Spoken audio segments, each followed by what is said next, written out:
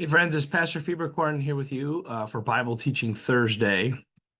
Apologize for no Tuesdays with Marty this week. Tuesday came and went and no Marty. So sometimes it happens that way. I don't think I've missed one in a long time, but anyway, no way to go back in time. So here we are for looking ahead to our epistle reading for this weekend. We're actually shifting gears. Wrapped up the book of James last week, or the lectionary readings from that, and going into the book of Hebrews. Hebrews is just a great book. So much we understand about how the Old Testament points us ahead to Jesus through Hebrews. Unfortunately, we're not confident we know who the author of Hebrews was. Any number of suggestions have been approved or proposed. Some people would even say it's St. Paul, but the writing is enough different and the themes are enough different. Not exactly who, maybe Barnabas, whatever. But the church universally recognized the book of Hebrews as part of the scriptural canon. And so there's never been any doubt about it. It's just that for whatever reason, we've lost track of who wrote it. We'll begin to chapter 2 here to start. And there's like about 13 verses of this we're going to read on Sunday, but I'm just going to hone in on the first three, especially verse 1 and 3. The writer begins this way in Hebrews 2:1. For this reason, we must pay attention all the more to what we have heard so that we will not drift away. Drift away is not a good song on the radio. In this case, it's you can think about like a boat at sea drifting away from shore or something like that. Paul's talking about drifting away from our salvation. I think it's a very real threat to our faith.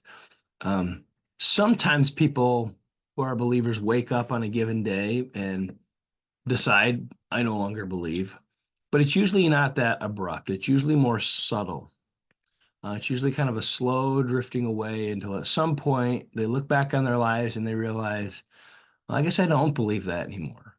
And it would be very difficult for them to pinpoint just exactly when they left the faith, but sometime in the past several years or something like this, because they weren't paying attention to it. See, they weren't hearing the word. People often wonder, what good does it do me to go to church? I agree. Sometimes it feels that way. But go without church for 10 years and see how your faith does, you see? And you think, well, that's a long time. But it all started with 1 week and then 2 weeks and then 3 and 4. I mean, that 10 years began somewhere. It was a slow drifting away. Someone once compared the Christian faith to a kind of a tower in the middle of a vast field, right? And, you can run pretty far and wide with your faith. And as long as you can sort of look back and see the tower, as long in this analogy, as long as you can kind of still fix your eyes on Jesus, you're still within salvation. But there is a point at which you run far enough that you would look back and that tower would be out of sight. And in this analogy, sort of that's kind of when one has placed himself outside the faith. Well, again, it's not something that you just snap your fingers. One minute you're standing next to the tower, and the next minute you're so far away you can't see it. It's a gradual wandering away, and we've got to protect against that. We've got to be diligent and watch over our faith so that doesn't happen to us. And this is especially a danger for people who say, "Oh, that would never happen to me."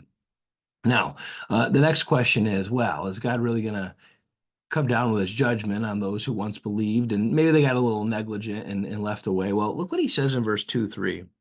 How shall we escape if we neglect so great a salvation, first spoken by the Lord, then confirmed to us by those that heard him?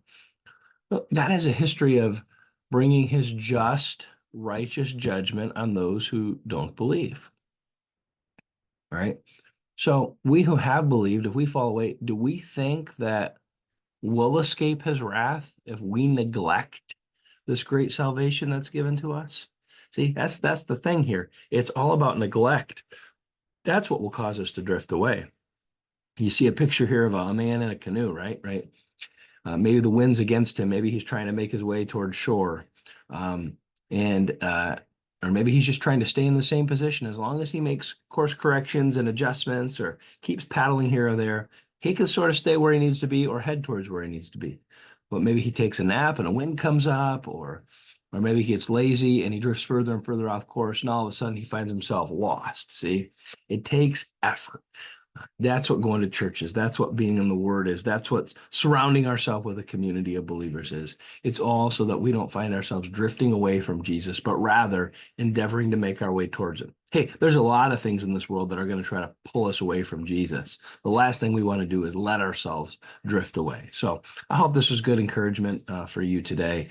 And I really think maybe this month of October, as we head towards Reformation, reading the book of Hebrews would be a good goal for you, or maybe read it multiple times. It's fantastic in encouraging us to stay the course in our faith. God's peace to you.